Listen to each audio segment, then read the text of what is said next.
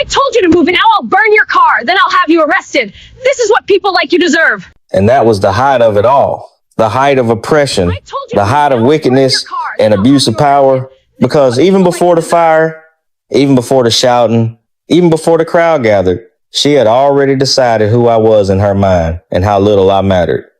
It started with her voice behind me. Sharp, irritated, entitled. Hey, you, move this car. I turned slowly, confused at first. I thought maybe I had blocked someone in by mistake. I looked around. The space was clearly marked. No sign, no warning. Nothing special about it at all. I'm sorry, I said. She was standing a few feet away, arms folded, sunglasses resting on her head like a crown, expensive perfume, expensive clothes, the kind of confidence that doesn't come from self-belief, but from knowing someone powerful will clean up your mess. That spot, she said, pointing at my car like it offended her. That's not for you. I tried to stay calm. I always do. It's a public parking space, I said. I'll just be a few minutes. She laughed. Not a happy laugh. Not even an angry one. A dry, mocking laugh. The kind that makes you feel small. Did you hear what I said? She asked. I said, move the car. People were already watching. I could feel it. That uncomfortable awareness that eyes were turning toward us. I'm not trying to cause trouble, I said. If there's an issue, we can talk. She stepped closer. Too close. Listen, she said, lowering her voice. You don't want to embarrass yourself here. That word stuck. Embarrass. I looked around again. Still nothing wrong. I'm within my rights, I said quietly. There's no rule against parking here. That's when her face changed. You see, she said, this is your problem. You people always think rules protect you. I didn't even respond to that. I just stared at her, shocked by how easily it came out of her mouth. She leaned in and said, slowly, so I wouldn't miss a word, I can have this car towed, or smashed, or burned, and nothing will happen. I thought she was bluffing. I smiled nervously. That's not how the law works. She smiled back.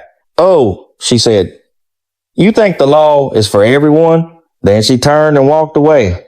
I stood there for a few seconds, unsure of what just happened. Part of me wanted to move the car just to avoid drama. Another part of me felt angry. Not loud anger, quiet anger. The kind that says, why should I bend when I've done nothing wrong? I locked the car and walked off. I was gone maybe 10 minutes, maybe 15. When I came back, the first thing I noticed was smoke. At first, I thought it was coming from somewhere else. A generator, a nearby building, anything but my car. Then I heard shouting. Then I saw flames. My car, my chest tightened so hard, I thought I was having a heart attack. I ran forward, pushing past people, yelling, that's my car! That's my car! The heat hit my face. Orange flames climbed the hood like they were alive. Someone was crying. Someone else was filming. Phones were everywhere. Camera flashes. Voices overlapping. And there she was, standing a few steps back, holding a red fuel container like it was nothing more than a handbag. She saw me and smiled. I froze. What did you do? I shouted. She tilted her head. I warned you. I couldn't breathe. You burned my car? You should have moved it, she said calmly. That's arson, I screamed. That's a crime. She laughed again, louder this time. Relax, she said. I'll call the police myself. People gasped. Camera zoomed in. You'll call the police? I said, my voice cracking. Yes, she said, and I'll tell them you threatened me. What? I shouted.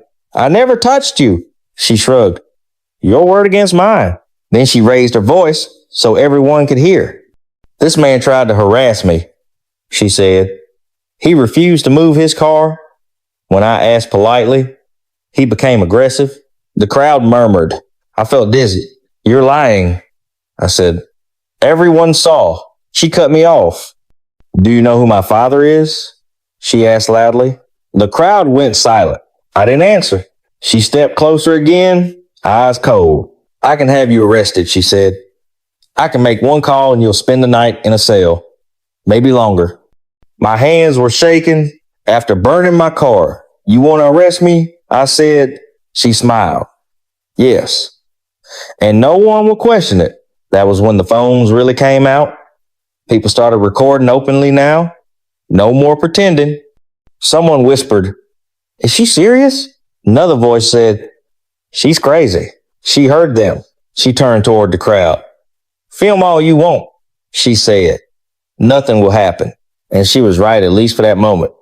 The police came. Firefighters put out what was left of my car. She spoke first. Always first. Confident. Controlled. I could barely get a word in. When I tried to explain, she interrupted. When I protested, she rolled her eyes. When I asked for fairness, she laughed. They didn't arrest me. But they didn't arrest her either. They told me to file a report. She walked away. That night, I went home without a car, without dignity, without sleep. I replayed everything over and over. Her words, her smile, the way people looked at me, the way cameras followed my breakdown.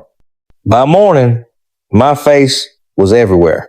Clips, edits, slow motion, headlines. Man's car burned after parking dispute. Woman threatens man after setting car on fire. Then the name drop. Prime Minister's daughter. That's when everything changed. At first, I didn't leave my house. Shame sat on my chest like weight. I imagined people pointing, whispering, recognizing me from the videos. I stopped answering calls. I stopped eating. I felt humiliated, not because I did something wrong, but because the world saw me powerless. But slowly, the story shifted. People listened to the full video, not the edited one, the long one, the one where she threatened me, the one where she laughed about the law, the one where she said nothing would happen. People got angry, not just for me, for themselves. Stories came out, old stories, buried stories, people who had been silenced, pushed, threatened. And her father, he kept campaigning, smiling, promising fairness. But every rally had my burning car playing on someone's phone. Every speech was followed by that laugh. Election day came and he lost. Not because of me, because of her. Because people saw the truth. Power doesn't fall from one mistake. It falls from repeated wickedness finally exposed. And that was karma. If you stay with me to this point, thank you.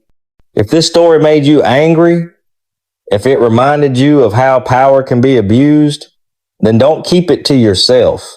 Please like this video. It helps this story reach people who need to hear it. And drop your thoughts in the comment section. I really want to know what you think about what happened and what you believe should have been done differently. Your voice matters.